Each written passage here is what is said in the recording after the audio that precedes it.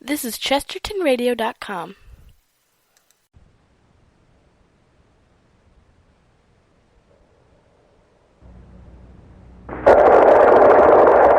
This is John Daly with the Greek army of Alexander of Macedon in the Persian theater of operations. Here, near the Tigris River, we will soon know whether the war between Greece and Persia is to be ended by a negotiated peace.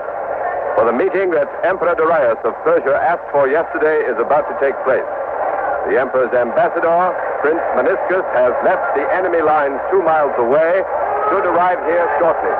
And if Alexander accepts the terms he offers, this Greek invasion of Persia will be over. If Alexander rejects those terms, he must hurl his tiny Hellenic army against the overwhelming hosts of Persia in a final decisive battle for the mastery of Asia. The fate of Greece and the destiny of the imperial Persian government thus hang on the outcome of today's meeting here in the hills above the Tigris River. September 30th, 331 BC, Persia. You are there. Darius of Persia offers peace to the invading Greeks under Alexander of Macedon. CBS takes you back more than 2,000 years to a great decision in the history of the world. All things are as they were then, except for one thing. When CBS is there, you are there. You Are There, produced and directed by Robert Louis Cheon, is based on authentic historical fact and quotation. Today's broadcast is part one of a trilogy. Alexander the Great seeks mastery of the world. And now, Persia, the Greek allied expeditionary forces, and John Daly. Alexander will accept the peace offer of Emperor Darius, or he will engage the Persian monarch's huge army in a death struggle to decide whether Greece or Persia is to be mistress of Asia. 11 days ago, captured enemy scouts revealed that the main body of the Persian army was encamped here near the Tigris River. Alexander marched toward Darius, intending to force an immediate battle, but when the enormous Persian host was sighted 4 days ago, Alexander halted and hastily built a fortified camp.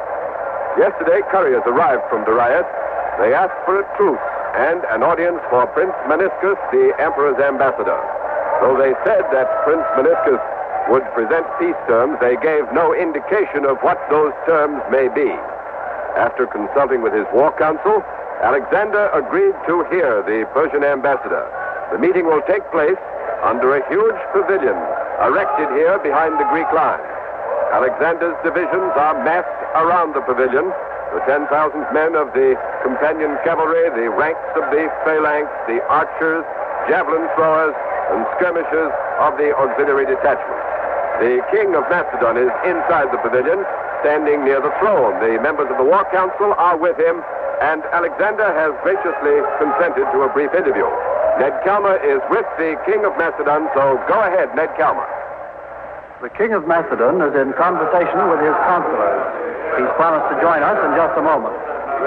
On this, perhaps the most important day of his life, the young monarch, only 25 years old, seems fresh and relaxed, utterly without care.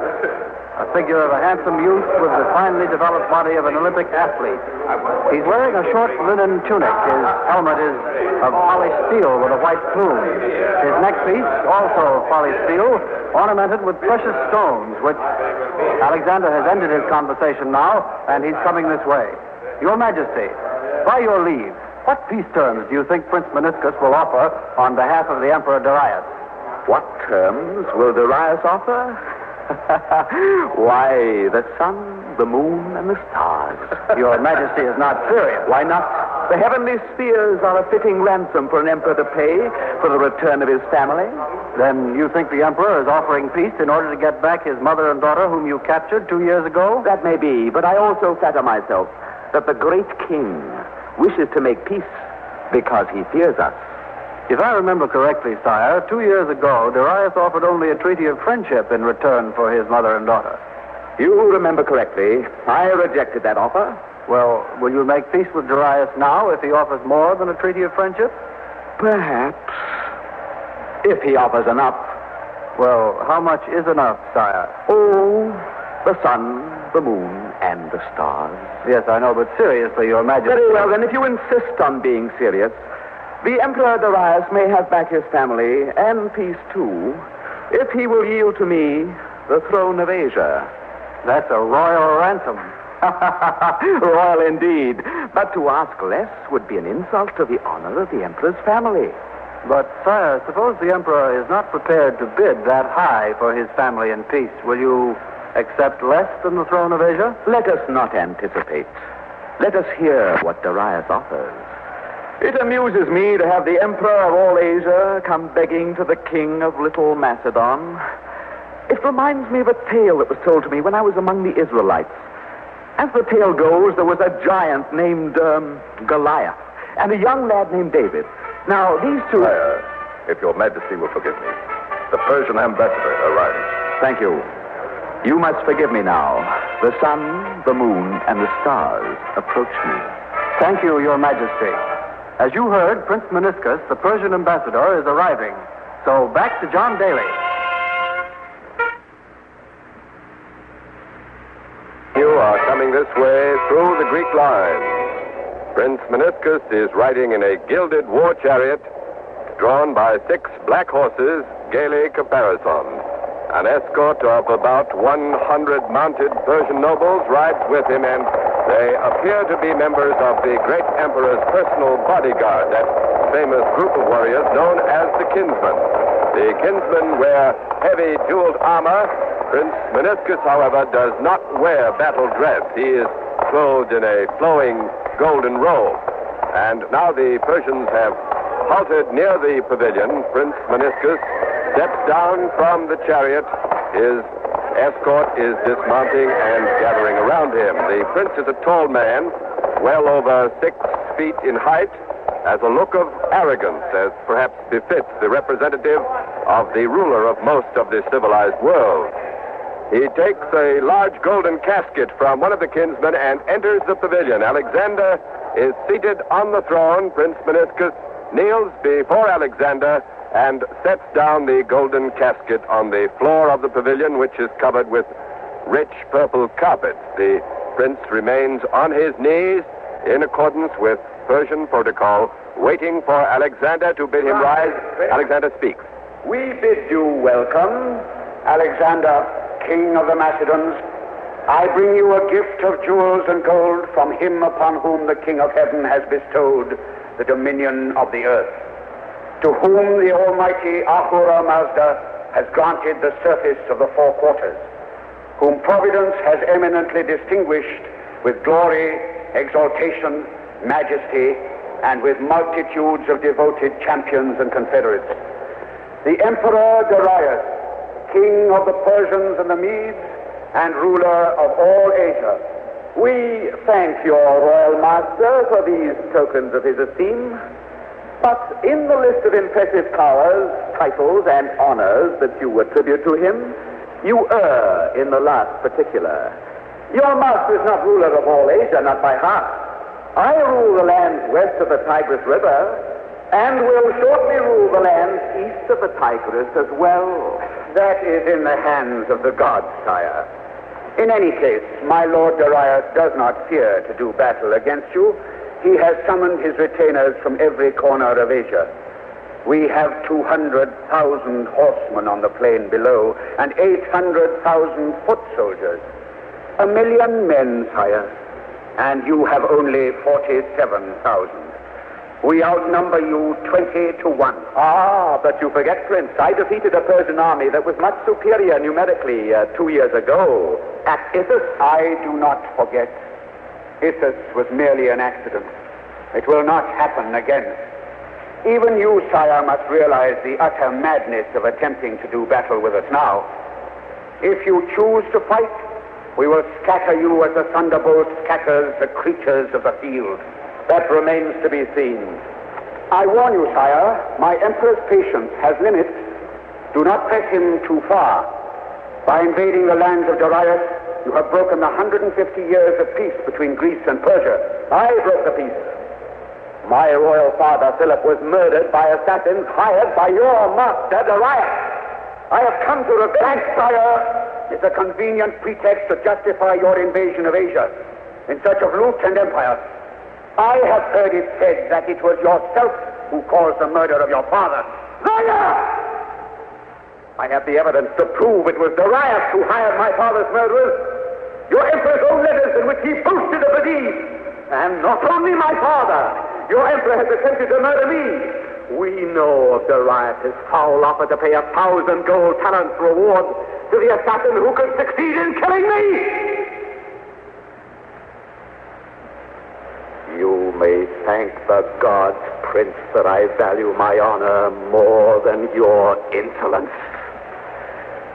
If we were not met here under a solemn oath of truce, I would have you flayed alive. We are indeed grateful to your Majesty's forbearance, but this is neither here nor there. We are not met to discuss the past, but the future. Very well, then, the future. Darius, sire, fears that your soldiers, made vengeful by defeat, would do harm to his family which you hold captive. Therefore, the great emperor makes you this offer.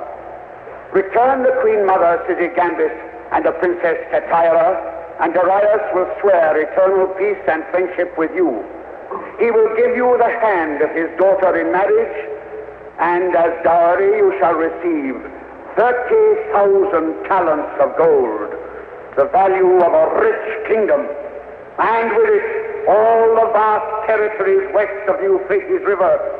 Accept, and you will become ruler of half of Asia, equal in stature to the Emperor Darius himself. Consider well, sire, this is the most magnanimous offer made by one monarch to another since time began. Alexander is silent. His face is a mask. It's impossible to tell what his reactions are. He just gazes at Meniscus. Now Alexander rises and the king of Macedon speaks. Your master's offer is worthy of our deliberation. I shall weigh it with my council. Alexander has left the golden throne, motioning to his counselors to follow him. The king of Macedon is striding toward a nearby tent. He and his counselors will be in session there probably for some time. The young king does not necessarily have to follow their advice. Although he appeared visibly impressed by the offer, we have no way of knowing whether or not he will accept. One of the men who is probably best able to judge what is in Alexander's mind at this moment is Captain Hephaestion, commander of a Greek cavalry regiment and one of Alexander's most intimate friends. Don Hollenbeck is with Captain Hephaestion outside the pavilion among the cavalry, so go ahead, Don Hollenbeck. Captain Hephaestion, do you think Alexander will accept this Persian offer? Offer? The Persian has offered nothing. Nothing? Do you consider half of Asia to be nothing? Alexander already holds half of Asia by right of conquest. Well, what about the hand of the emperor's daughter in marriage? The Princess Tetaira is a captive.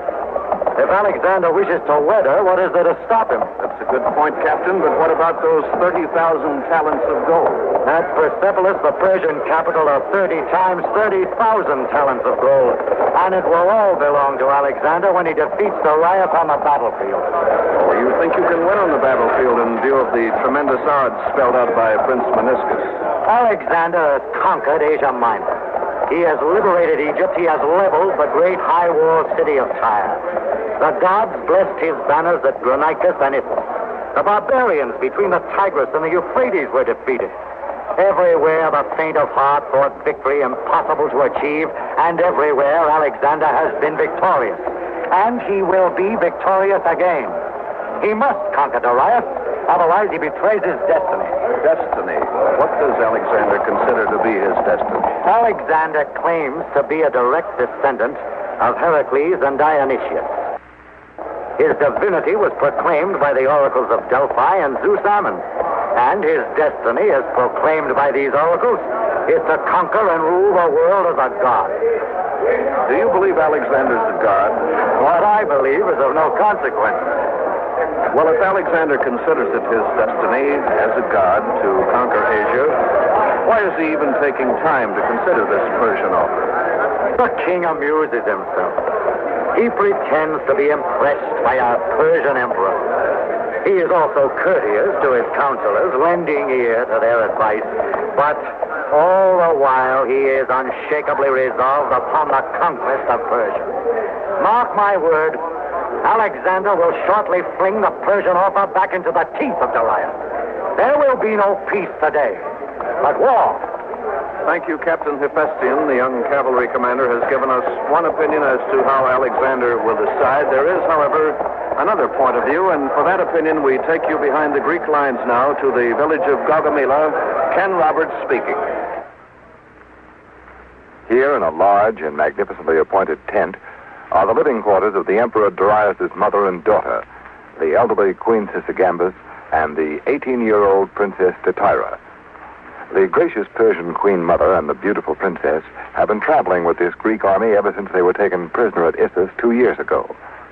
Alexander is a frequent visitor here, and he has supplied his royal captives with all the comforts of royalty. Your Majesty, Captain Hephaestion has just said that in his opinion, Alexander will definitely reject your son's offer of peace. May we have your comment on that? I know Hephaestion well. He has the mind of a robber. He did not receive any land from Alexander's conquest in the west. He wishes to receive land in the east. He hopes that Alexander will continue his campaign. Therefore, Hephaestion speaks his own mind, not the mind of the king of Macedon. Well, Your Majesty, what do you think Alexander will do? I'm an old woman. The young king has confided in me as he would to his mother. He has told me of his ambitions. In the beginning, he wished to spread the rule of Greece across Asia. But now, he has met and learned about our ancient, rich Persian civilization. He has learned to love our Eastern way of life. And he recognizes how crude and barbaric are the ways of the Greeks. Well, then, in your opinion, Your Majesty, Alexander has turned his back on his Greek ideals? Let us say that he has outgrown them. Now he desires to create a blending of the East and West. He wishes Greece and Persia to be one. So, Alexander will make peace today with my son, and he will marry my granddaughter, the Princess Stateira. Well, now my next question is rather a bold one, but I ask it because you've graciously consented to answer it. Is the princess agreeable to the match? The Princess Stateira is the daughter of an emperor. She obeys her father's commands. Frankly, I think it will not be at all difficult to obey this command. The king of Macedon is a very handsome and charming man. Thank you, Your Majesty, Queen Sisygambis.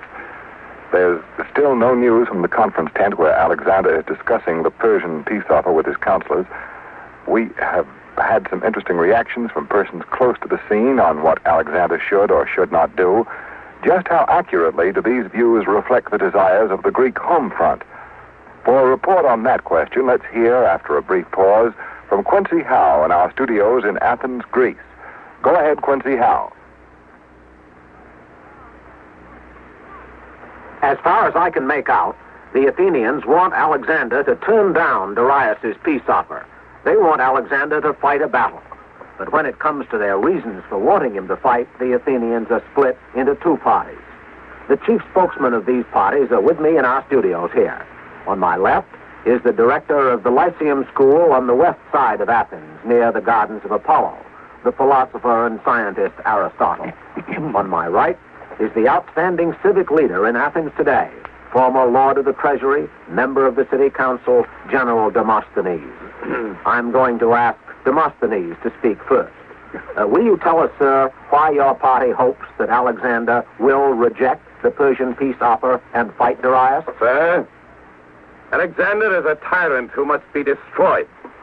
And Persia is the only power on earth strong enough to destroy him. Rubbish. Well, General, it's a rather remarkable statement, especially from a Greek. Why, Demosthenes, do you object to Alexander? Why do you want him destroyed? 5 years ago, the city-states of Greece were free. We were at peace, flourishing. Then, hungry for power, this young upstart led his armies down from Macedon. Without provocation, he attacked our cities, tore down our walls, snuffed out our democracy, and forced us to submit to his tyranny. And not content with the domination of all Greece, he forced us to join his invasion of Persia, a war of conquest, of lust for blood and power. I say to you, there will be no end to his ambition, no end to our ruin, unless this madman is destroyed. Thank you, General Demosthenes, for that strong, provocative statement of the case against Alexander. Now let's hear what the other side has to say. Aristotle, you're a friend of Alexander's. You know him intimately. As a matter of fact, sir, you were his teacher. For 6 years.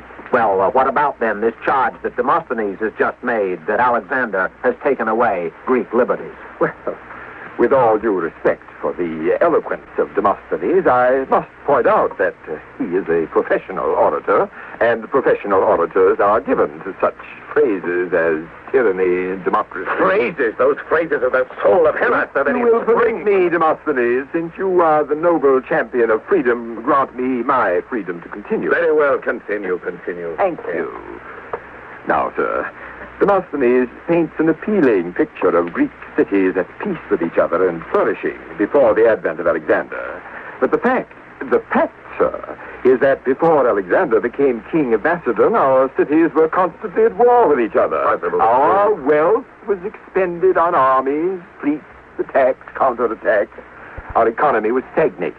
The man of property was being taxed beyond his ability to pay, and the common citizen was pouring out his blood in fruitless warfare. Alexander changed all that. He has unified Greece. Unity at the cost of liberty. Without unity, there is no liberty. That is specious Read logic, my dear sir. Twisted logic, that's what it is. Twisted logic. Indisputable logic. Gentlemen, please, this is the people's platform. One at a time. Here, let's try to keep this discussion orderly.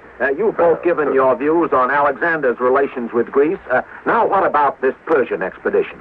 Demosthenes has charged that Alexander is waging a war of straight conquest. What do you say to that, Aristotle? Well, having had the charge of Alexander's education, I believe I can speak with some authority on Alexander's ideas. His mission, as he sees it, is to spread the superior culture of Greece across all Asia. But do you think, Aristotle, that culture, even a superior culture, can be spread at the point of a sword? Alexander has already demonstrated that proposition. Well, how so? Well, as an example, take Egypt. 2 years ago, Alexander led his army to the delta of the Nile, and there he founded Alexandria. Its commerce is raising the standard of living of the inhabitants of the region. Propaganda. If you wish, you may call that spreading culture at the point of a sword, but it is culture nevertheless. I've had enough. No more. This is nothing but the mouthings of a paid propagandist in the employ of Alexander. Are you accusing me of corruption? I am. How dare you? A vicious libel. The king of Macedon has subsidized your scientific researches to the extent of several hundred gold talents. It is well known that he has scientists with his expedition who send back specimens for your work on natural phenomena. True. I'm grateful for Alexander's interest in science, but that does not make me a paid propagandist for Macedon. Indeed. On the contrary, it is you, Demosthenes, who are a paid agent of Persia. I do not deny it. I have received gold from Darius to finance my struggle against Alexander. I make no secret of it. I am proud of it. Proud? Betrayer of Greece? Hireling of a tyrant. Our ancient enemy?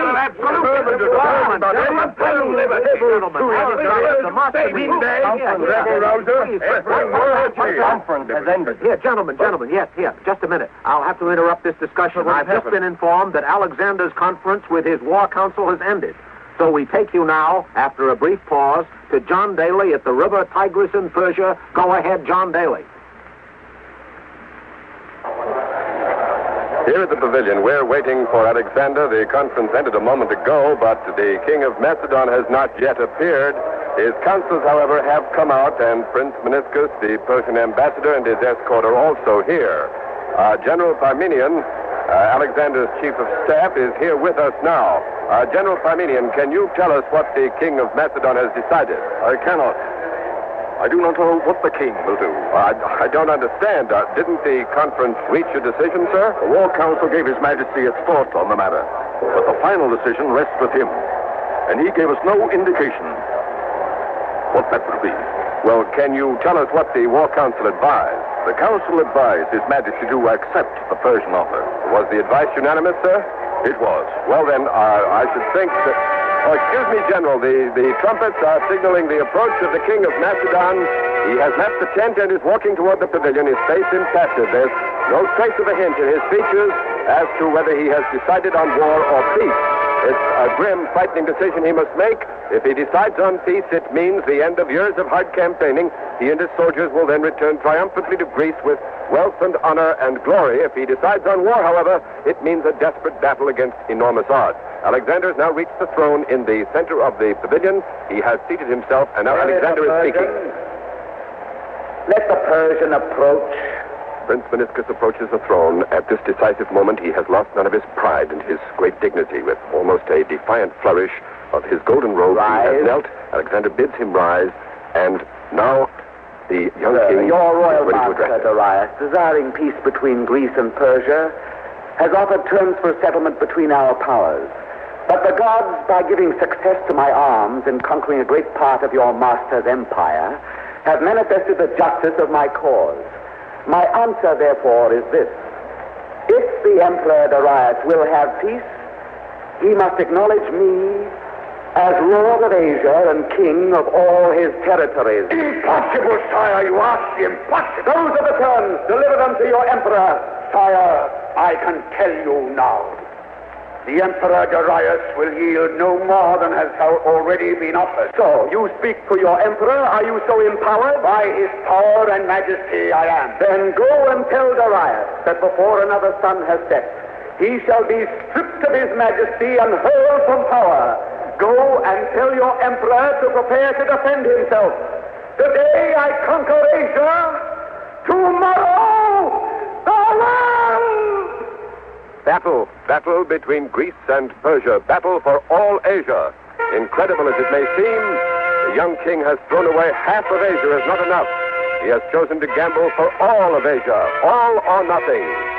The trumpets are now signaling the end of the audience, the end of the peace conference. Prince Meniscus has stormed out of the peace conference in a rage, and Alexander, with his arms outflung, has turned to his own officers and his troops.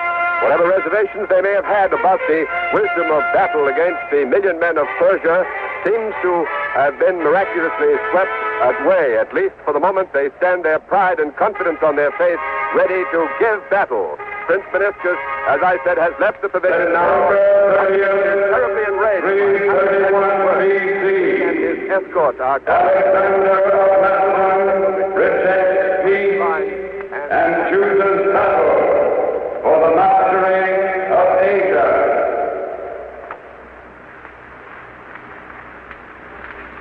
You have been listening to The Peace Offer, another broadcast in the series You Are There, produced and directed by Robert Louis Cheon. The Peace Offer was written by Michael Sklar. It was part one of a trilogy, Alexander the Great Seeks Mastery of the World. Richard Waring played Alexander, Torrin Thatcher was Prince Meniscus, Bernard Lenrow played Aristotle, Stutz Cotsworth was Demosthenes, Tiveli Aliki was Queen Sisigambis, James Monks was Hephaestion, Charles Webster was Parmenion. Next week, part two of Alexander the Great Seeks Mastery of the World. The battle for Asia. You are there.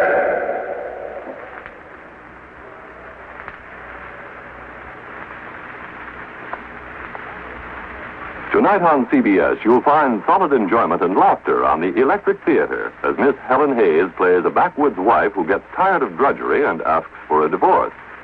Hollywood star Eve Arden is also heard again as Our Miss Brooks, America's gayest schoolteacher. The Electric Theater and Our Miss Brooks are regular Sunday night features on most of these same CBS stations. This is CBS, Jack Benny's radio address, the Columbia Broadcasting System.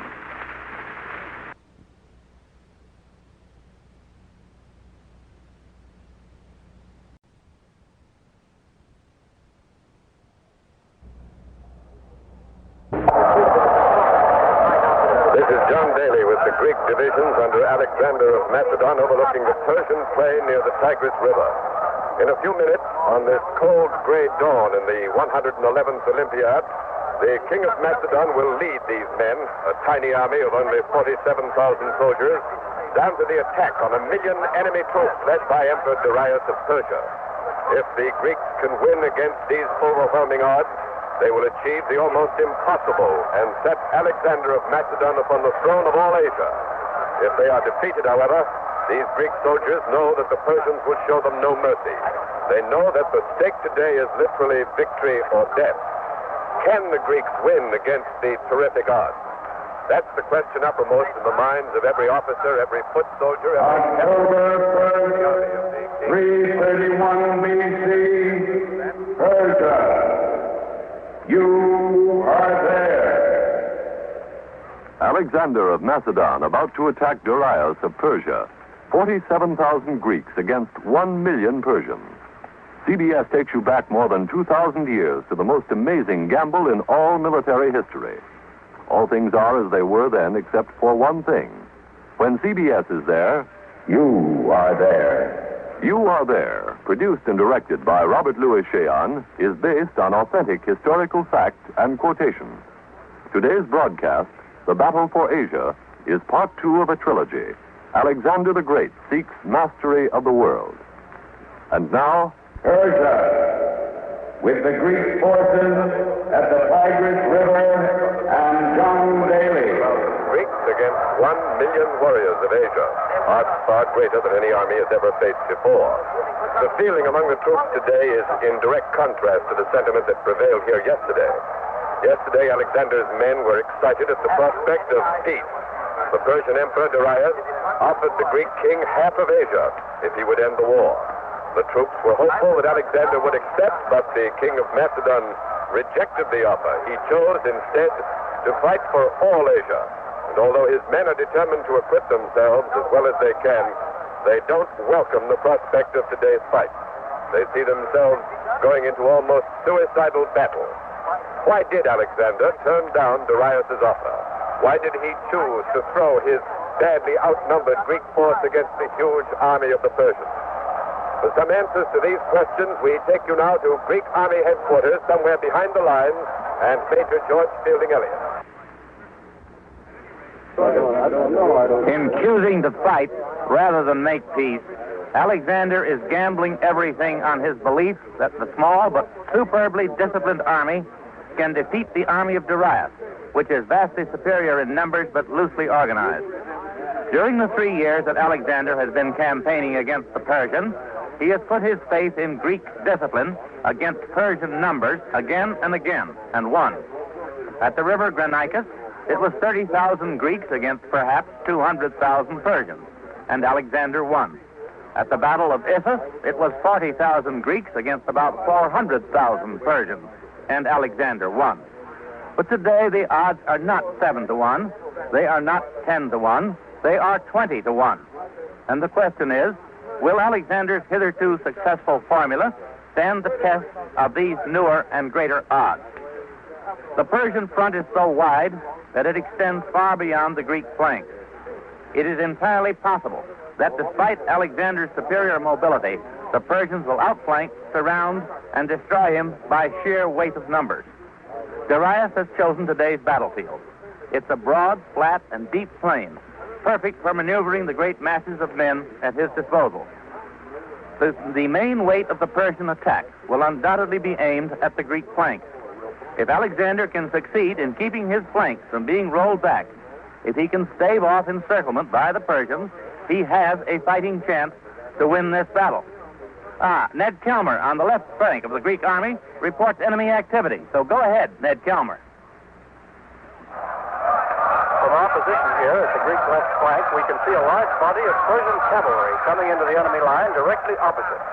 It's impossible to tell how many there are. The men here estimate their number to be at least 10,000. These men are going to have to fight against those Persians when the battle begins.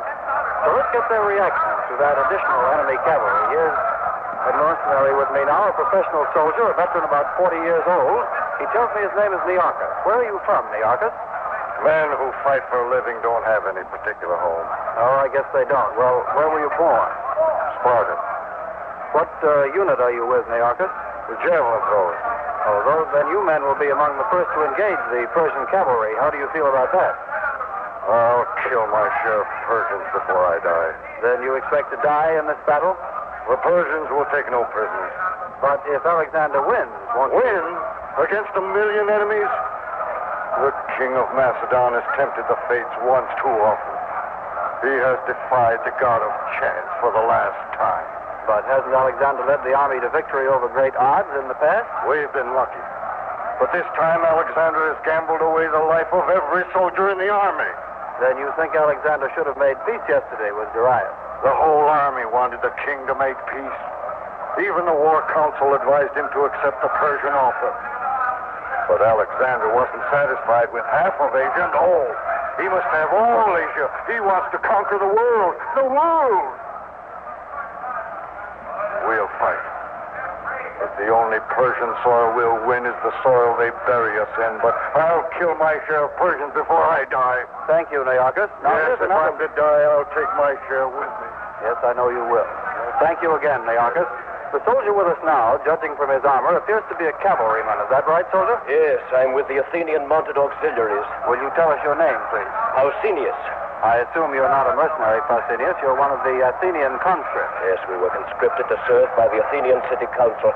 I don't blame the city councilors. They had no choice. Much as they hated Alexander, they were forced to conscript us for his army. Alexander would have put Athens to the sword if the council refused. Yes, I remember. I haven't seen my wife and children for 5 years. They must think I'm dead. I'm sorry, Pausanias. They've been bad years, too, fighting in the service of a despot. Watching these Macedon barbarians looting and murdering innocent people. But it's almost finished.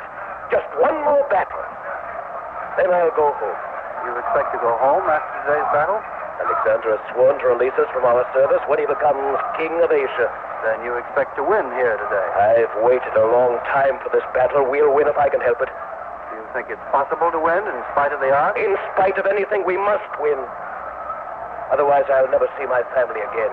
Well, you certainly have our best wishes today, Pausanias. Thank you, sir. Now, here's another soldier, a young fellow wearing the armor of the Macedon phalanx, one of Alexander's own countrymen. What's your name, soldier? Amyntas. Amyntas, that's a familiar Macedon name. How do you feel about the Persian cavalry? A few thousand Persians one way or the other. It's all the same to me. One Macedonian is the equal of 100 Asiatics. Then you aren't worried by the enemy's numbers. Worried? We'll scatter them as sheep scatter before a tiger. We've done it twice before, and we'll do it again. Before the sun sets today, our king will rule Asia. What makes you so sure, soldier, that you're going to win today? Alexander is invincible. A god born to rule the world. Our king has crushed every enemy that dares. Excuse me, Amyntas. Something is happening in the center of the Persian line, and it's causing a great deal of excitement here among these Greek troops. The enemy seems to be leading a number of huge animals out in front of their position. John Daly, in the center of the Greek line, must have a better view of them than I have, so go ahead, John Daly. We've moved forward about 100 yards in front of the Greek line with several officers to get a closer look at those animals. I count 4, 7, 12, at least 15 of them. Great, hulking, four-footed monsters. Each one must stand about 10 feet high, weigh easily several tons. Their hides are gray in color. Each foot is as thick as the trunk of a tree. They seem to have long, flapping ears and tusks protruding from their jaws after the fashion of wild boars. Their snouts are long and flexible. You'll probably find this hard to believe, but their snouts reach almost to the ground. The bodies of the beasts are covered with plates of armor, and the animals have platforms lashed to their backs, probably for fighting men to ride on. General Parmenion, Alexander's chief of staff and commander of the Greek left flank, is coming up to this point now on horseback. Several staff officers are with him. They're probably coming up here to get a closer look at the Persian beasts.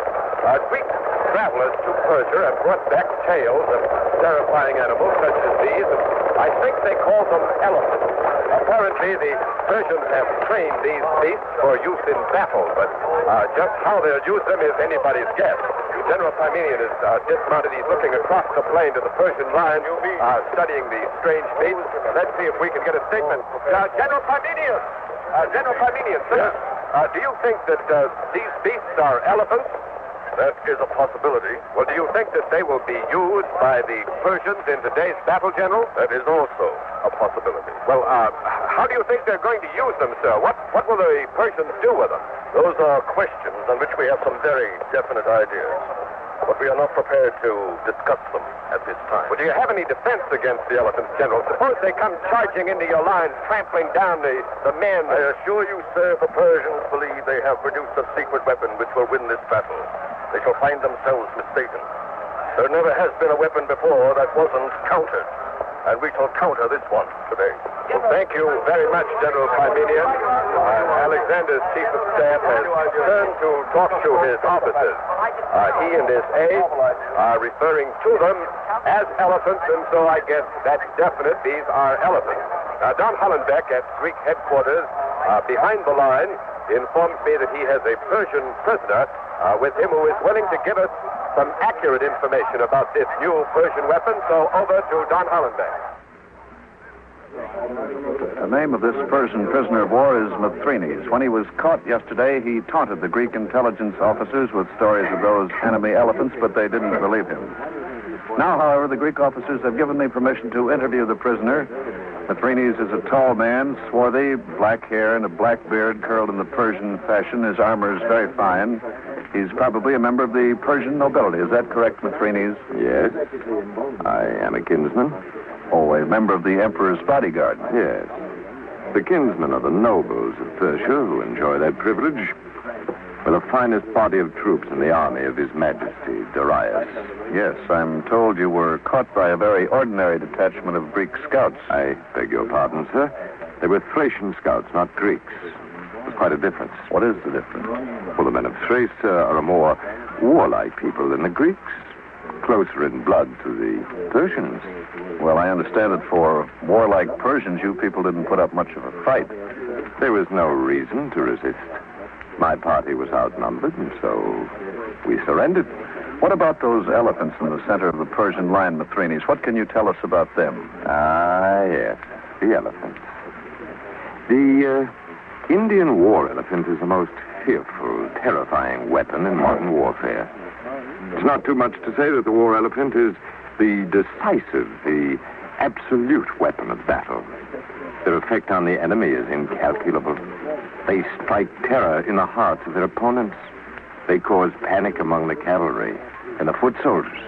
Well, yes, but the Greeks say their cavalry and foot soldiers don't yield very easily to panic. So much the worse for them. If the Greeks come within range of the war elephants, their destruction is assured. The beasts are trained to grip enormous swords in their trunks. Swords 15 feet long. They're trained to cut and slash at the enemy formations with those swords. Their tusks can gore a man with ease. With its trunk, the elephant can seize a man and horse, lift them into the air, and dash them to the ground, killing them instantly. The elephants thunder into the midst of an enemy formation, trample the foe underfoot, and, what's more, the elephants themselves are invulnerable. Oh, I regret that as a prisoner, I shall not be permitted to watch them. Excuse me, Mithrides. John Daly at the center of the Greek line up front reports that Alexander is arriving, so go ahead, John Daly. Alexander and the royal bodyguard are coming this way, riding through an avenue of soldiers of the phalanx drawn up at attention. These troops are Macedon, the hard core of his army. They will bear the brunt of the fighting and will have to outdo all their previous exploits if Alexander is to win today. The young king of Macedon, only 25 years old, mounted on Bucephalus, his famous black charger, wears a helmet of polished steel with a white plume. Strands of his bright red hair are falling out from underneath the helmet. His armor is very light and fine. He carries a sword and shield, and as he passes close by, we can see that he is fresh shaven. The king looks rested and confident. Alexander and his party have passed through the line Now they are riding out in front of it in full view of the Greek phalanx. We've been told that Alexander will speak to these troops before the battle begins. The soldiers are silent, waiting for their commander to address them. In this army of 47,000 men, all eyes are turned toward Alexander. Down below on the plain, the million men of Persia must also be looking up here as they wait for the battle to begin. The royal bodyguard has stopped about 50 yards in front of the line. Alexander has wheeled his charger around facing his troops. He signaled his trumpeters, and now they are sounding Alexander's battle call, the scene of war.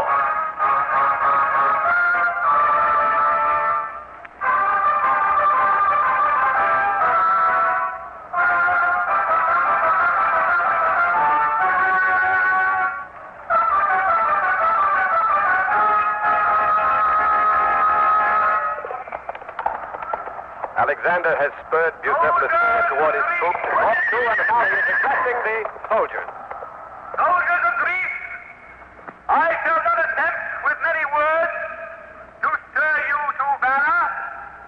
I ask only that you remember your heroic deeds of the past.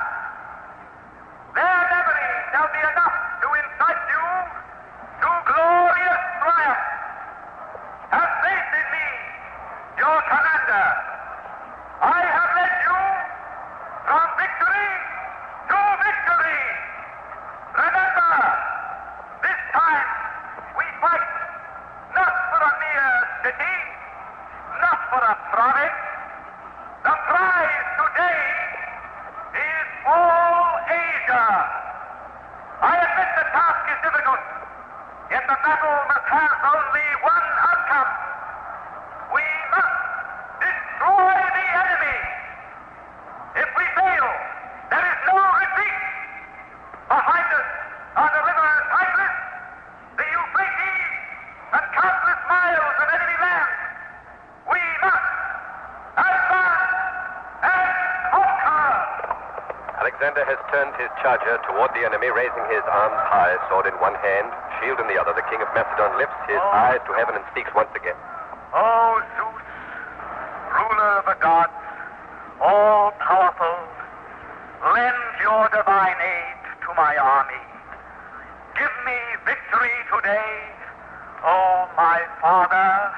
Alexander has invoked the aid of Zeus, and the king called the ruler of the gods his father. For the first time, Alexander has publicly revealed what Greece has long suspected. He actually believes that he is the son not of the mortal Philip of Macedon, but of the mighty immortal Zeus. Once more he calls out, men of Greece. Forward to the attack, and now, with a blare of trumpets, the army has begun to move forward. When the man speaks, Alexander has ordered absolute silence until the enemy is engaged. I'm going to move down the hill with the Greek center above me at the very crest of this long hill. Ken Roberts has a commanding view of the entire battlefield. We'll cover the initial phase of the attack. Go ahead, Ken Roberts. The vanguard of the Greek army is now almost midway down the hill, moving swiftly toward the Persians. The magnificently disciplined Greek phalanx, 1,000 men wide and 16 ranks deep, each man carrying an 18-foot spear, is advancing inexorably in perfect unison towards the mass of the Persian center, which stretches out like a leviathan on each flank, waiting to engulf the relatively tiny Greek force. The Persians have at least 50,000 cavalrymen at each wing of their long line. Between the cavalry wings and the center, Darius has massed several 100,000 foot soldiers. And right there at the Persian center, protected by the screen of elephants, is the war chariot of the Persian emperor, surrounded by his bodyguard of kinsmen. The two armies are now separated by only a few hundred yards, and the Persian left is moving forward. Darius is not waiting for Alexander to reach his lines. The Persian monarch is striking the first blow of the battle, a thrust at that Greek right flank. Richard Hottelet is down below me to the right, closer to this action. Go ahead, Hottelet. 10,000 Persian cavalrymen have ridden out and struck at the Greek flank. They're trying to trick. Now the Greek artillery at first gave ground under the murderous impact of the assault, but now they're fighting back savagely. Some of those Persians are fighting with swords and lances, others throw javelins, and still others are mounted bowmen loosing their arrows as they shout. The Greeks are attempting to maintain their cavalry formation using swords. The fighting seems indecisive. Greeks and Persians are falling. Now more Persians are coming into the fight. Darius is sending in reinforcements, but it's impossible to tell yet whether this is the main enemy thrust. Alexander hasn't yet sent any of the Macedonian heavy cavalry to help the Greek auxiliaries. The Greeks are giving ground.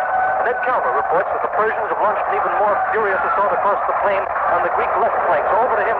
Go ahead, Ned Calmer. From my position with General Parmenian's staff, I can see the fighting some distance away. The Persians struck at this flank in two columns.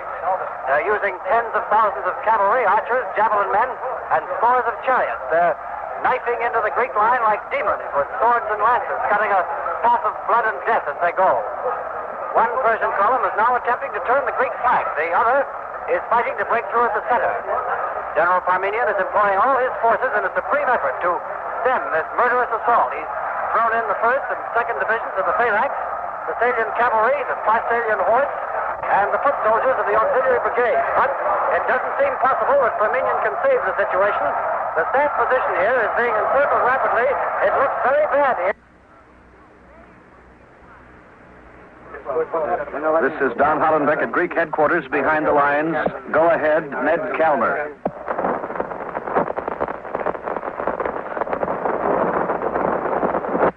Go ahead, Ned Calmer.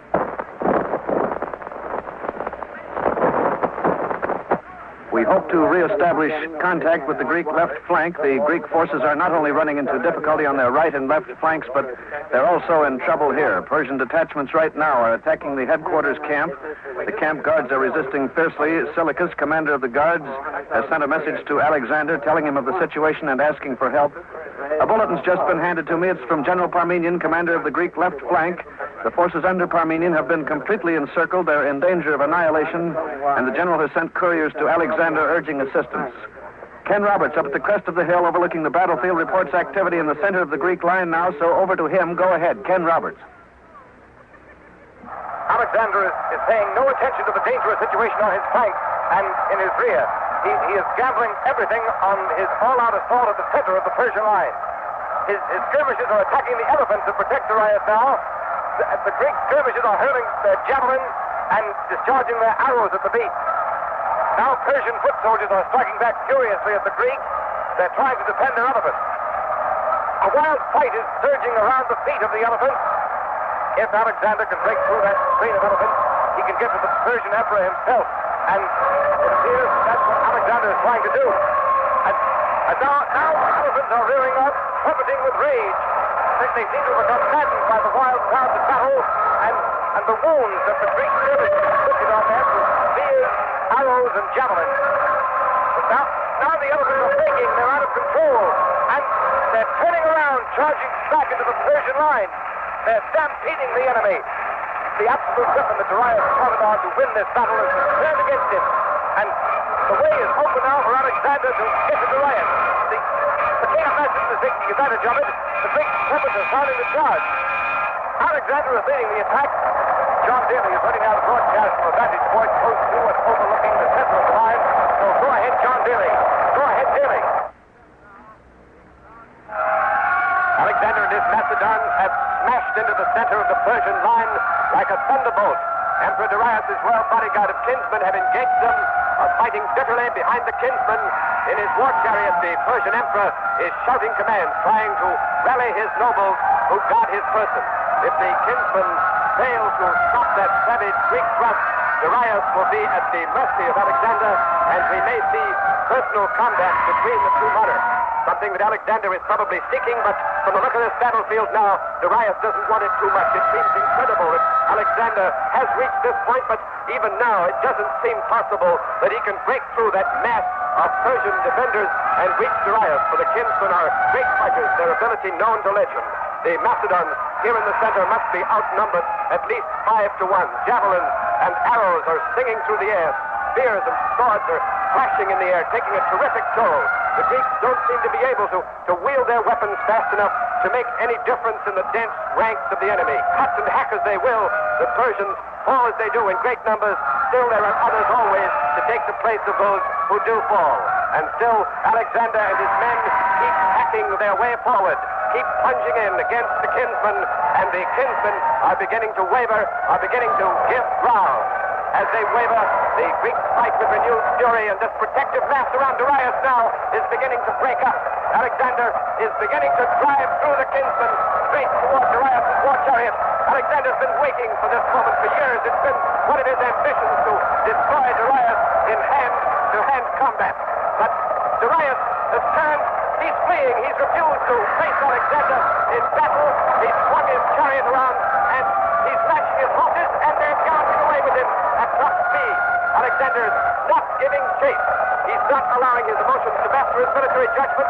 There's still help to be dispatched to Parmenion and Seleucus. There's still the great body of kinsmen here to be defeated, but the royal bodyguards have seen their emperor turn and flee, and they too now are beginning to run away, and the sight of the emperor and his kinsmen in flight is causing general demoralization among other Persian units. Thousands of them are beginning to throw away their weapons. Thousands are surrendering. Thousands more are following their leaders in flight. The Greek trumpets are sounding, halting the charge. Alexander is now calling his men around him, shouting to them, trying to get their attention.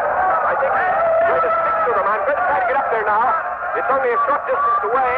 We're moving through a throng of excited, exultant Greek troops. Their faces are alight with shock surprise. They never believed this would happen. Most of them were certain this battle would be their last, but now they smell victory in there, although they're still fighting up there on the flanks and in the rear. Someone has handed Alexander a captured Persian banner.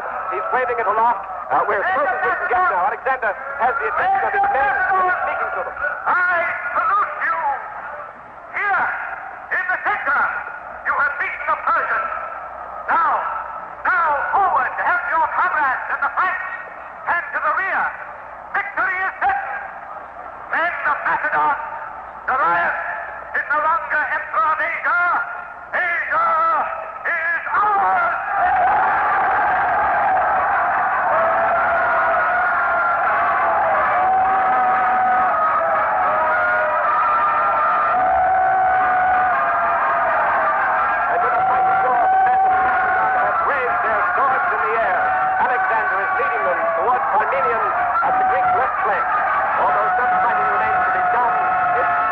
The battle is won.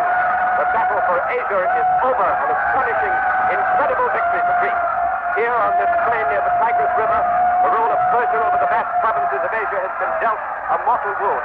Here among the piled-up bodies of the dead, the young conqueror of Macedon has carved out for himself an empire which reaches from the... October 1st, 331 B.C.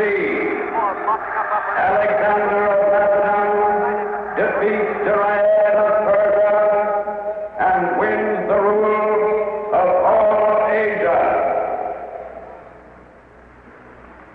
You have been listening to The Battle for Asia, another broadcast in the series You Are There, produced and directed by Robert Louis Cheon. The Battle for Asia was written by Michael Sklar. It was part 2 of a trilogy, Alexander the Great Seeks Mastery of the World.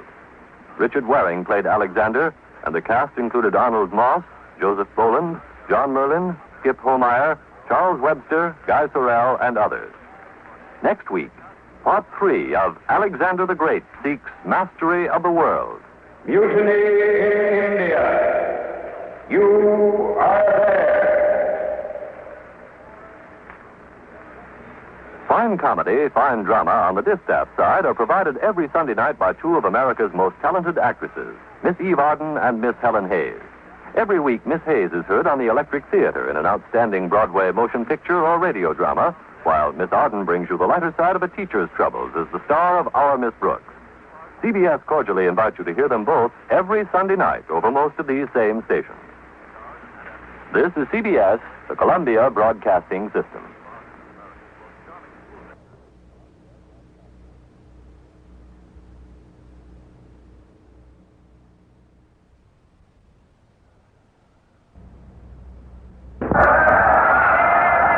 This is John Daly with the Imperial Army of Alexander of Macedon at the Hypasus River in northern India.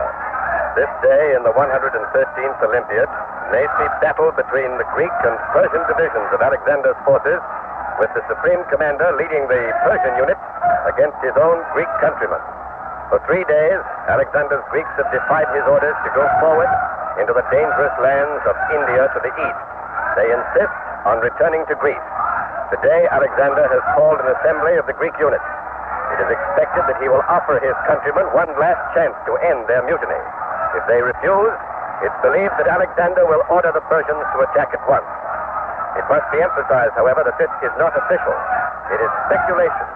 The best opinion we've been able to obtain in answer to our question why Alexander ordered the Greek troops. India, you are there. Alexander of Macedon, seeking mastery of the world, is defied by his war-weary Greek troops. CBS takes you back more than 2,000 years to the climax in the career of the great conqueror. All things are as they were then, except for one thing. When CBS is there, you are there. You Are There, produced and directed by Robert Louis Cheon, is based on authentic historical fact and quotation. Today's broadcast, Mutiny in India, is the last of a trilogy on the life of Alexander the Great. And now, India, the army of Alexander and John Daly. Alexander will order the Persians to attack them. That is the expectation here on the assembly ground near the Hippasus River, where the Greek troops are falling in to hear Alexander. There are, of course, only 30,000 Greeks in Alexander's imperial expeditionary forces against 100,000 Persians. The Persian troops are comparatively fresh, but the Greeks are war-weary. They had hoped that after their young king had crossed into Asia, reached the borders of India, the easternmost boundary of his empire, he would turn homeward. But Alexander led the army into India, into lands never before entered by civilized men. When the troops reached their present position here on the west bank of the Hippasus River, Greek resentment reached the point of mutiny. The Greek divisions held conferences, sent a delegation to Alexander demanding that he turn back. The emperor rejected that demand, ordered the Persian divisions to prepare for an attack upon the Greeks.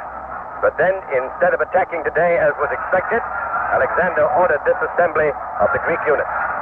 Alexander is still at his headquarters and probably will not appear here until the assembly is completed. But General Coenus, the leader of the insurgent Greek divisions, has arrived, is at our news headquarters a short distance away. Ned Calmer is with him, so go ahead, Ned Calmer. General Coenus will be with us in a moment. He's speaking to several officers. The general is of middle age, slightly above medium height, and there's a scar on his face, the mark of an old sword wound, a scar running from his left ear down to his lip. Coenus has been one of Alexander's most reliable captains, and the general has ended his conversation with the officers, and he's coming this way. General Coenus, sir, do you think Alexander has called this assembly to give the Greeks an ultimatum? Yes, he'll stand on that platform. He'll rage and threaten. But that will change nothing. The troops will stand fast. Alexander must yield. He must end this expedition and lead us back to Greece. But, General, I'm afraid a good many officers disagree with you, sir. They think that unless you end the mutiny, Alexander will order the Persians to attack. Persians? That's merely frightened talk. Disregard it. The Emperor's threat to use the Persians against us is a sham. Oh, what's your reasoning on that, sir? If the Emperor throws the Persians against us, he'll not only destroy us, but himself as well. Himself? Do you think those Persians have forgotten that Alexander invaded their country and conquered them? Do you think they've forgotten that their kinsmen died on the battlefields of Granicus, Issus, and the Tigris? No, sir. The Persians have no love for Alexander. Once we Greeks were gone, they would turn on Alexander like wolves. Well, General, suppose you're mistaken. Supposing Alexander does throw the Persians against you, what are your chances to defeat them? He won't. He can't. But if he does, we have no chance at all.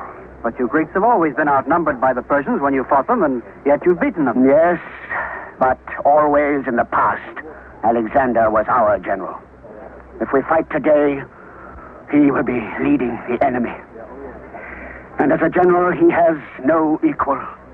He's worth 500,000 men. And still, sir, in spite of that, you're willing to risk a battle? We have no choice. We Greeks have been campaigning with Alexander for 9 years. We fought countless battles. We've seen our comrades die. And we feared each battle would be our last. These past 60 days, we've marched through a wilderness infested with poisonous reptiles. It's rained every day. Hundreds have perished of snake bite and fevers, and what lies ahead? Only more fighting against the gangrene. a great and savage nation. What difference does it make if we die today or the next day? If we must die, rather than die fighting for Alexander's insane ambition, let us die fighting to go home. Thank you, General Coiner. And now Don Hollenbeck at Alexander's headquarters is waiting to report. So over to him. Go ahead, Don Hollenbeck.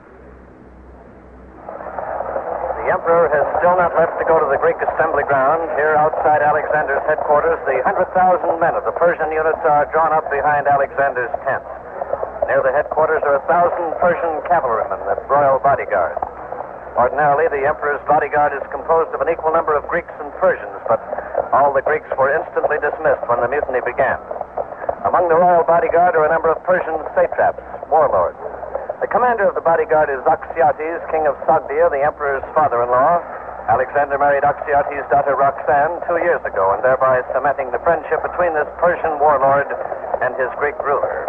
King Oxyates has agreed to a brief interview. He's with us now.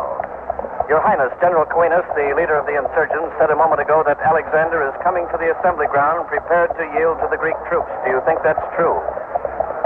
Does the tiger yield to the fawn? Does the eagle yield to the dove? Does the leviathan yield to the minnow? Well, from your metaphors, I conclude you think Alexander will not yield. I am not privy to the Emperor's thoughts in this matter.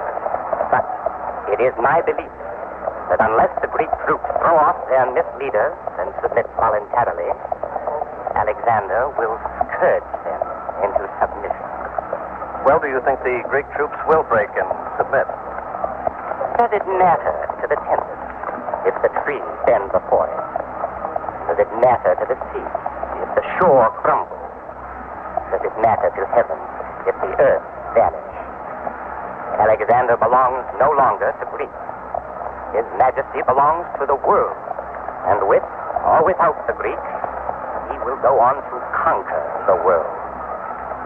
We Persians will march with him.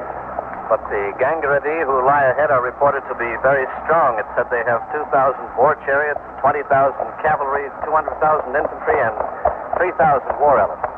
Possibly. But our spies also report that the Gangaridi are dissatisfied with their present king. He is said to be a mere barber, elevated to the throne by an amorous queen. The Gangaridi will not fight for him. They will welcome Alexander as a liberator. Your Highness, General Coenus claims if the Greek units were destroyed, you Persians would then turn on Alexander and destroy him. Would you comment on that? I shall be delighted. Alexander has enlarged my kingdom 5-fold. He has married my daughter. She will bear him sons who will one day reign in his place on the high throne of Asia. Does a father murder a beloved son? Does a vassal murder the ruler he honors? Does the receiver of rich gifts murder his benefactor? Well, King Oxyates, excuse me, Your Highness, Alexander has come out of his tent. He wears battle dress. He's made some significant changes in his armor. In the past, Alexander's armor has been a mixture of Greek and Persian design, symbolizing the unity of both peoples. But today, the Emperor's battle dress is Persian from helmet to boot. The Emperor looks weary, older than his 33 years. His face reflects the strain he's been under these 3 days of the Greek mutiny. Alexander and King Oxyates and the other Persian satraps have mounted now. Behind them, the thousands. The trumpets are sounding. Alexander spurs his chargers forward. The cavalrymen dig into the flanks of their mounts, and behind the cavalry, the entire Persian force begins to move. Alexander's riding to the assembly ground with all the Persian divisions behind him, so back to John Daly with the Greek troops. Go ahead, John Daly. From our position here at the assembly ground, we can see Alexander and the vanguard of the Persians coming over the crest of a hill about half a mile away. They're riding at gallop, raising a heavy cloud of dust as they approach. The Greek troops here are watching their king approach. They're silent, resolute, seem ready for anything. The veterans of Alexander's campaigns are standing rank upon rank, 30,000 of them, drawn up by division. To my left, the famous companion cavalry, the spearhead of all Alexander's victories. Next to them, the phalanx, Alexander's mighty hammer, which has shattered every enemy line Alexander has met in 9 years of victorious campaigns. To the right, the light armed foot soldiers, the most mobile and highly disciplined body of troops in the world. All these men show signs of the hard campaigning they've undergone, especially these past 2 years since the invasion of India. Alexander's bodyguard has halted now at the edge of the field. Behind the bodyguard, the Persian divisions are also coming to a rest. But Alexander alone continues to ride on toward this platform through the ranks of the Greek troops. But the Greeks do not salute their commander and king. They hold him accountable for their suffering. The men are bone thin, wasted by hunger and disease. Their armor is dented and rusty. Many of them have festering wounds.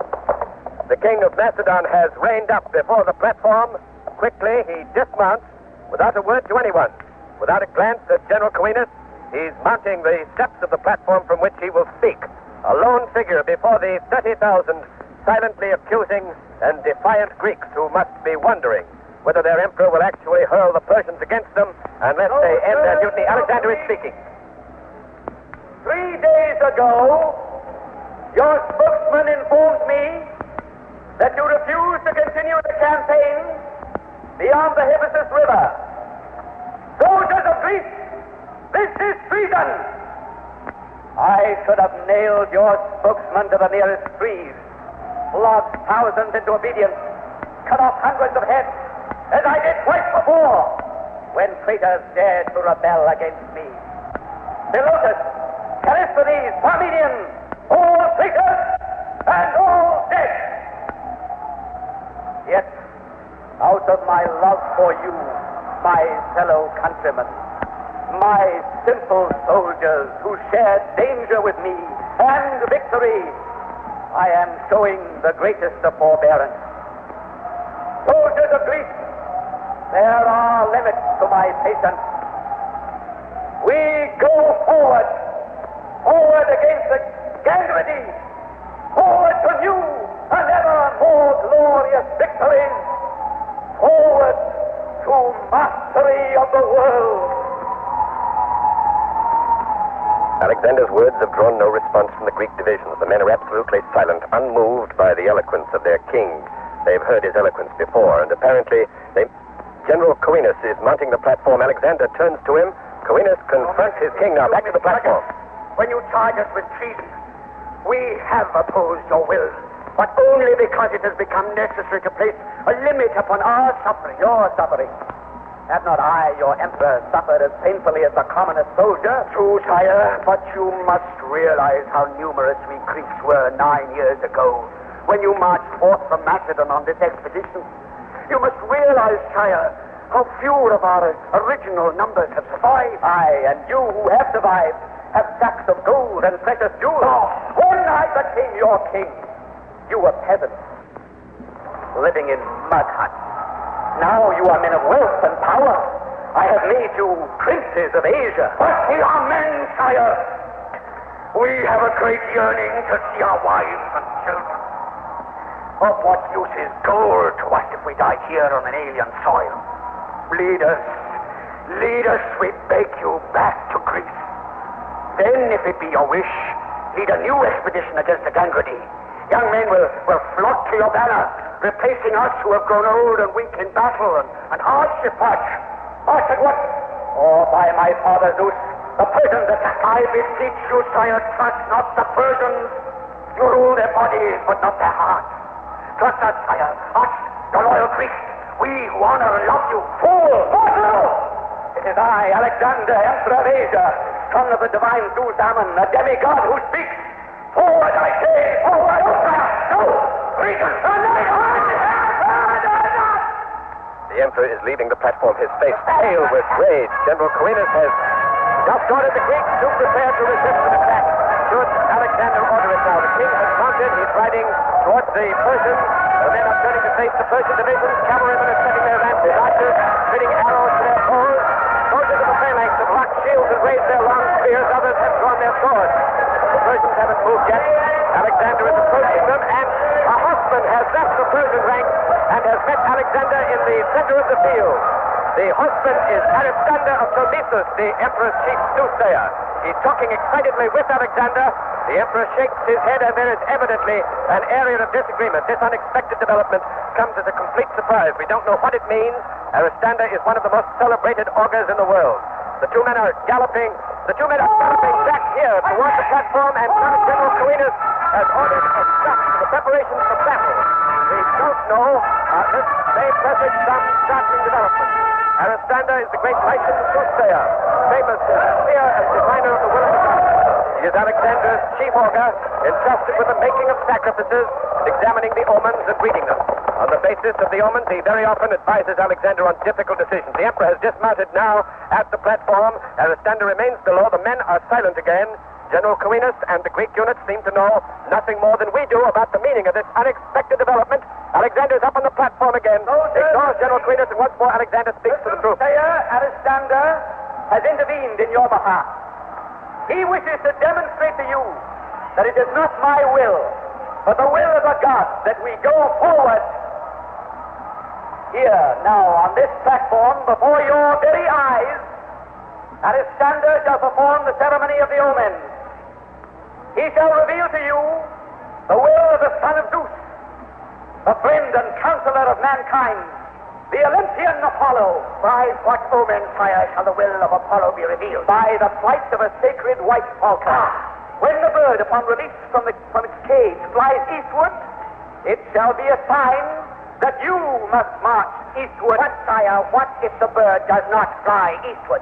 What if it flies to the west, the south, or the north? The falcon shall fly east, you hear? What if it does not fly east, sire? Why not? If the bird fly in any direction but east, we march home. You swear it, sire? I swear it. Aristander, prepare the ceremony. Alexander is leaving the platform. General Coenus is following. The Greek troops, their broken ranks, are milling about the field, talking excitedly about this new development. For the moment, at least, there will be no battle here. Ned Calmer has made his way to General Coenus, who is surrounded by a group of excited Greek officers. So go ahead, Ned Calmer. General Coenus, what do you think of the Emperor's decision to learn the will of Apollo in the flight of a falcon? Alexander has yielded. He's broken, just as I said he would. We're going home. Home to Greece. Home? I don't understand, General. Isn't that question still to be decided by the flight of the falcon? No, the question's already decided. The falcon will fly west. West? How do you know that, sir? Because Alexander has instructed the soothsayer to make the falcon fly west. Are you charging that the ceremony of the omens is a fraud? Of course it's a fraud, a device to permit the emperor to yield without loss of prestige. Instead of humbling himself before his men, he will make it appear as if he is accepting the will of Apollo in the matter. But can the flight of a falcon be predetermined? My dear fellow, it's the simplest thing in the world. That rascal Aristander is a clever trickster. He has dozens of white sacred falcons in his cages. Why, they're all trained to fly in different directions. Some to the west, some to the east, and so forth. I'm a member of Alexander's staff. I've seen it done before. I told you this would happen. Alexander has realized at last that without his Greek divisions, he cannot conquer anything. Without us, he could not even hold the throne of Asia. Without the consent and support of loyal troops, even an emperor is nothing. Thank you, General Coenus. And now I'm informed that Don Hollenbeck, who's with Alexander in the Persian divisions at the edge of the assembly grounds, is ready with a report on the Persian point of view on this matter. So over to him. Go ahead, Don Hollenbeck. I'm in a tent that's been hastily put up here to shade Alexander and his Persian satraps while they await the ceremony of the omens. Alexander is talking to members of his royal bodyguard. But here with us again is General Oxyates. Your Highness, General Coenus has just said the ceremony of the omens will be a fraud. He says that Alexander will direct the flight of the sacred falcon and that the bird will fly west, signifying Alexander's capitulation to the will of the Greeks. What's your comment on that? I am not a Greek. I know nothing of their gods or their ceremonies. But I do know my son-in-law. Alexander has not approached so close to his majestic goal of world domination, only to be stopped now by a handful of miserable Greeks. But, Your Highness, if Alexander means to continue the expedition, why has he offered the ceremony of the omens? He could have attacked. Alexander is not only shrewd, he is also merciful. If Greeks are to die this day, He wishes to sacrifice as few of his countrymen as possible. Therefore, he plays upon their superstition. He knows that when the falcon flies east, many Greek soldiers will accept it as the will of Apollo and capitulate. You say the falcon will fly east, and you also think the ceremony will be a fraud. Well, let us not call it a fraud. It is a wise stratagem.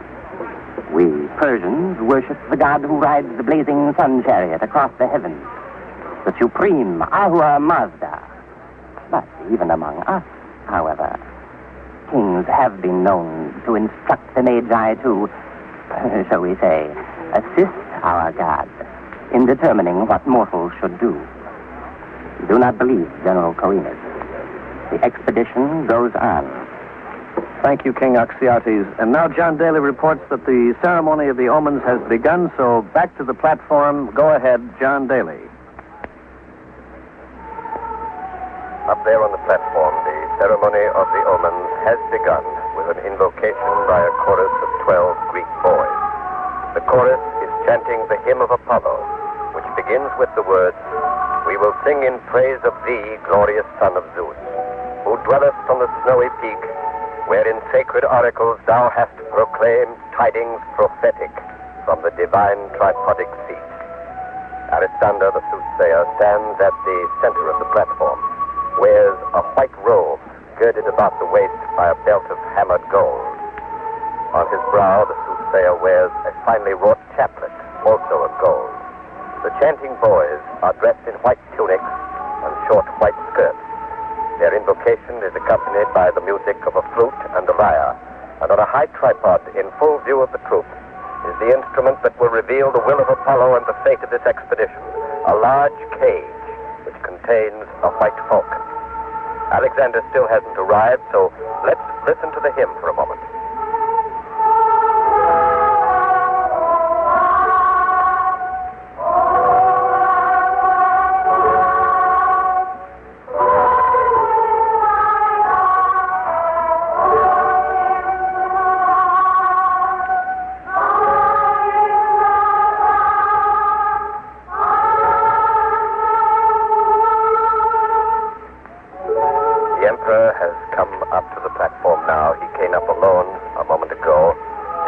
And walked up the steps.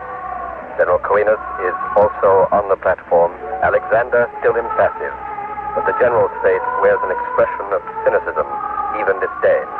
There's not a sound in the ranks of the Greek troops. They watch the platform with fixed stares. Fraud or not, if the falcon flies east and the Persians attack, they have said they will fight. Now the invocation has ended, and Alexander has begun his petition to Apollo. Divine son of almighty Zeus, bringer of the light, patron of muses, healers, and oracles, lend ear to our supplications. Manifest thy will to these sore troubled mortals. Speak now in the flight of this sacred white falcon, which we deliver unto the skies. With a quick movement of his hand, Alexander has lifted the lid of the cage, and with a scream, the sacred white falcon has launched itself into the air. It's climbing rapidly. Every man among the 30,000 Greek soldiers here is watching its flight, taut, nerves at the snapping point. The falcon is soaring in wide circles directly overhead, and it seems to be searching for its course. And now, with another scream, the falcon is winging westward. It's flying west in the direction of Greece. And to a man, every Greek has turned to Alexander on the platform. The bird has flown west, but will Alexander keep his promise? The king is still watching the falcon. As it grows smaller and smaller in the distance, there's an expression of bitter heartbreak, sorrow on his face. Now the king is speaking. Of Greece, Apollo has spoken. No mortal, not even I, Alexander, a demigod, may defy him. Soldiers of Greece, we march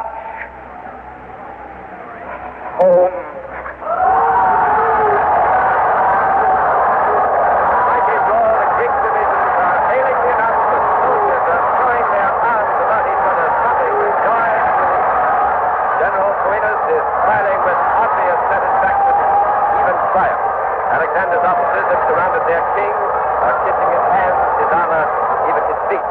But Alexander makes no response. He stands there, a tragic figure, king of Macedon, emperor of Asia, a man who might have been master of the earth, who has now come to the end of his cherished dream of world empire. Whether or not the ceremony of the omens was a fraud, a device to save face for Alexander may never be known. But one thing is certain.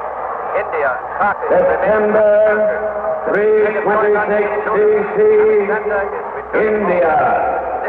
Alexander of Macedon submits to his war-weary Greek troops and fails to realize his goal of world conquest. Footnote.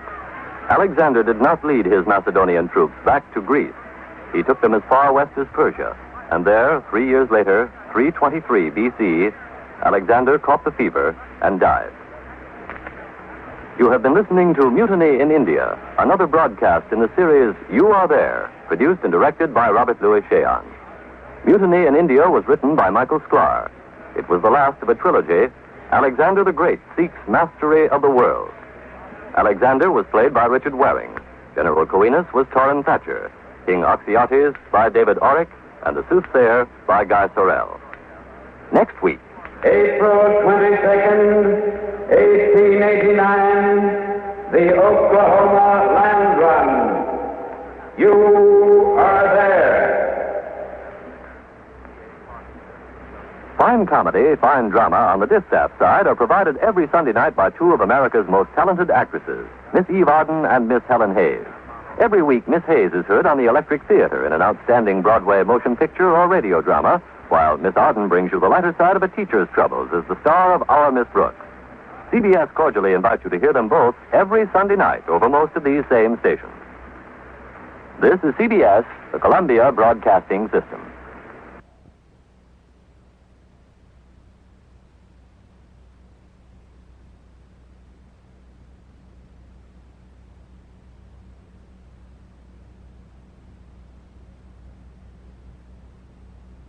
This is Chesterton Radio, your home for podcasts of works by G.K. Chesterton, plus drama, comedy, mystery, science fiction, big bands, and much more. The soundtrack to your Chesterton day at chestertonradio.com.